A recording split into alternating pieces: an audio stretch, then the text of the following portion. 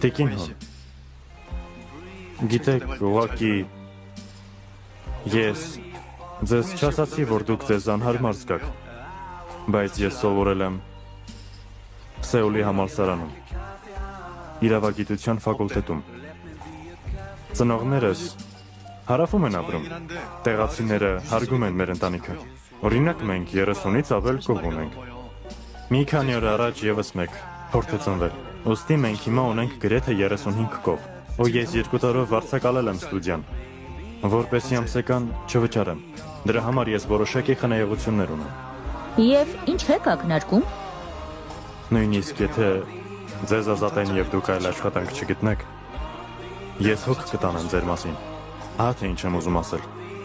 Ես անկեղծ կլինեմ, միշտ ցանկացել եմ, որ իմ կինը աշխատի, բայց եթե դուք դառնաք իմ կինը, ես